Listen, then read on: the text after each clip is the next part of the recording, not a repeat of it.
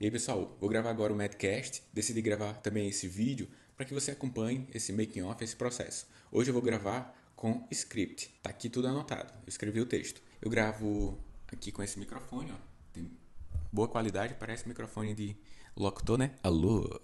E aí, o fone de ouvido me dá um retorno para eu manter um tom de voz, um nível de volume também. Durante a leitura, hoje eu vou gravar por script, é possível que eu cometa alguns erros. Se forem breves, eu vou deixar aqui no vídeo, senão acontecerá alguns cortes, tá bom? Então bora lá, vou começar aqui a falar sobre consumo e consumismo. E aí, amigos do Madcast, Daniel Coriolano aqui. Hoje eu vou falar sobre consumo e consumismo, a linha tênue entre contribuir para o desenvolvimento da economia e o sofrimento social individual. Se você não me acompanha ainda, clica no link que está na descrição desse episódio, você vai me seguir lá no Instagram. Além disso, alguns outros links importantes estão disponíveis aqui. Te convido também a ler um dos meus livros, sobretudo Inteligência Financeira para Médicos, um livro que pretende tirar você da situação atual e deixar em um estágio mais confortável de vida. Bora lá então começar o episódio. Aí agora acontece a vinheta. Eu vou começar agora. Em um dado momento da nossa história e com o desenvolvimento dos meios de produção, conseguimos, em sociedade, ampliar sobremaneira a oferta de bens para a população geral. O que antes era produzido artesanalmente, a Revolução Industrial revela e eleva o poder de produção a níveis não experimentados até então. A desconexão do entendimento da atuação do trabalho humano na geração de bens é uma dimensão importante para o consumismo. Mas, afinal, o que é que eu estou falando? Consumo? Consumismo? Palavras similares, mas com impactos diversos. De um lado, um consumo como uma conduta frequente na sociedade organizada como vivemos hoje. De outro, o consumismo, gerando um certo efeito positivo e limitado na economia, mas que, em longo prazo, é um ato danoso para todos nós. O consumo, quanto uma prática individual e mediada por recursos financeiros dentro da economia, é a utilização de bens e serviços por meio de uma contrapartida. Usualmente, esta contrapartida é o pagamento em formato de dinheiro.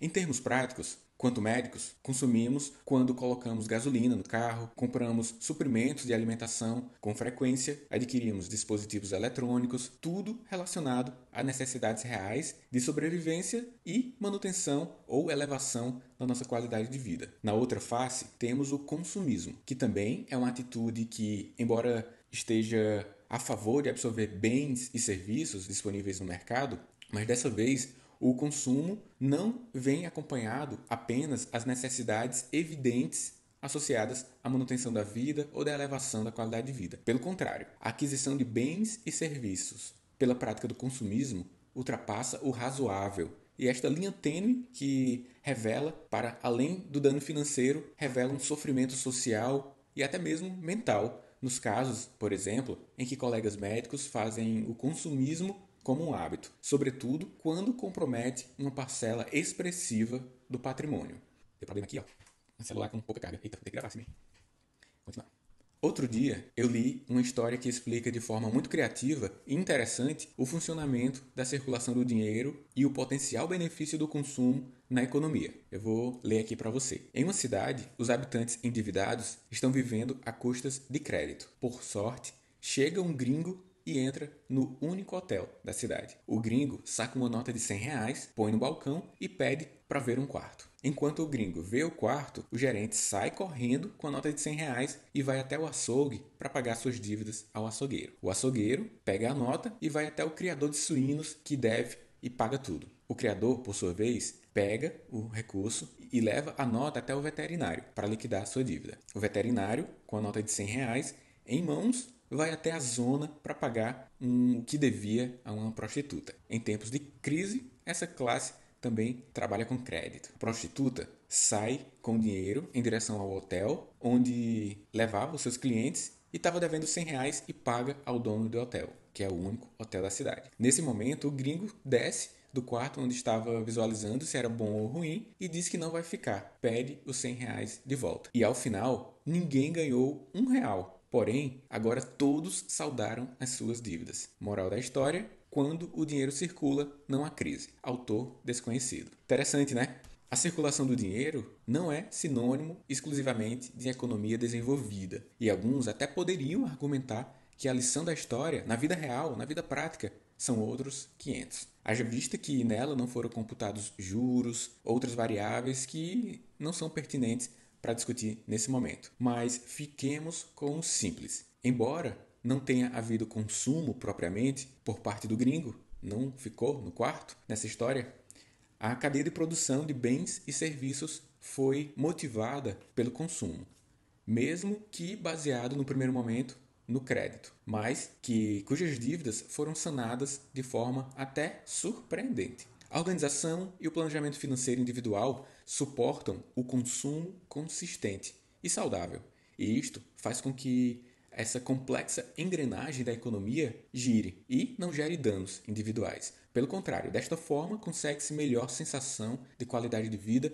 em virtude do consumo possível e de forma longitudinal. Segundo o médico austríaco Alfred Adler, ele foi quem desenvolveu a psicologia individual, nossos comportamentos objetivam o seguinte, abre aspas, só o objetivo final pode explicar a conduta humana. Adler, 1930. E o que a teoria tem a ver com o consumismo? Podemos considerar o hábito consistente do consumismo como uma face não declarada da busca para atingirmos anseios individuais e em virtude da convivência social.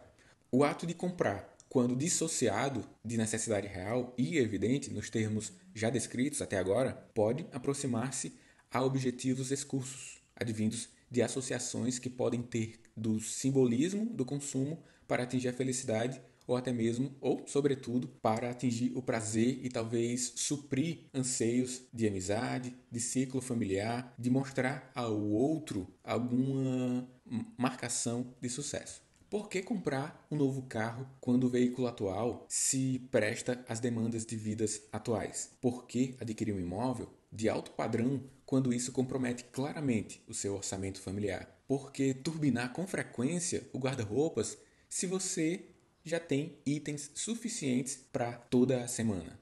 Troque o porquê pelo questionamento para quê. Você está me ouvindo agora.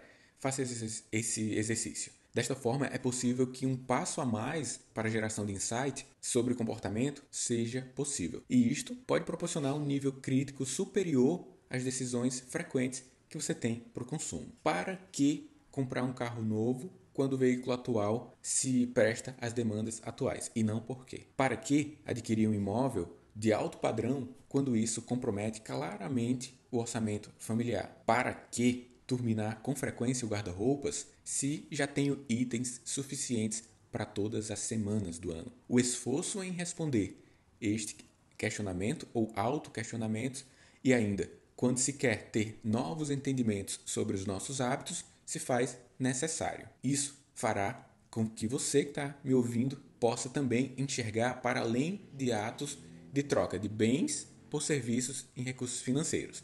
Envolve um comportamento a ser analisado.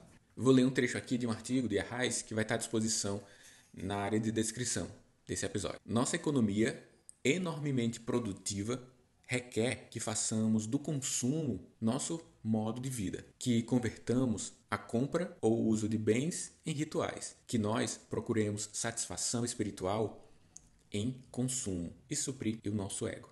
A medida do status social, da aceitação social, do prestígio deve ser agora encontrada em nossos padrões de consumo. O sentido e o significado mesmo das nossas vidas hoje devem ser expressos em termos de consumo. Quanto maior a pressão no indivíduo para conformar-se com os padrões sociais aceitos e seguros, mais ele tenderá a expressar suas aspirações e individualidade em termos do que ele veste, dirige, como é a sua casa, o seu carro, seus padrões de alimentação, seus hobbies. Victor Lebel, economista. Será que o consumismo poderia ser classificado de um estilo de vida?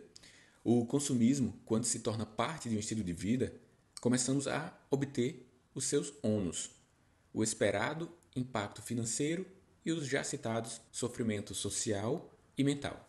O autoquestionamento sobre para quê é um exercício diário que nos remete a nossas intenções de consumo e as respostas nos irão ajudar a seguir com uma vida mais saudável e com boa qualidade e também favorecerá a economia. Veja mais 3 recomendações para o uso consciente dos seus recursos financeiros. Número 1. Antes de efetivar uma compra, sobretudo as de alto preço, defina um tempo até realizar uma melhor análise. Não compre logo. Assim, você vai dar um maior passo para o teor de raciocínio, de criticidade e afastar questões emocionais que, por vezes, interferem negativamente no seu orçamento. Número 2. Defina objetivos de consumo ao sair para um centro de grande oferta, como um shopping, por exemplo, ou similares. A compra por impulso pode ser uma alternativa do subconsciente para você suprir algum anseio. 3. Apague todos os apps de compras do seu smartphone. A rigor, eles são inúteis e vão aumentar o seu consumo por supérfluos quando você tiver em algum momento de ócio e decidir abri-los só para dar uma olhadinha. Alguns poderão te parecer uma oferta irresistível e aí que mora o perigo. Diferenciar os hábitos de consumo e consumismo é uma maneira de viver de uma forma mais abundante e sustentável. A economia, a sociedade e nós, indivíduos que formamos a sociedade, agradeceremos. Acabou aqui a gravação, então agora a gente parte para a edição, fazendo os cortes dos erros e segue agora para o Madcast, beleza? O que você achou de ter acompanhado aqui esse trecho da gravação? Deixa aqui na área de comentários. Se você gostou, passarei a gravar os próximos make-offs aqui do Madcast, tá bom? Abraço, até breve.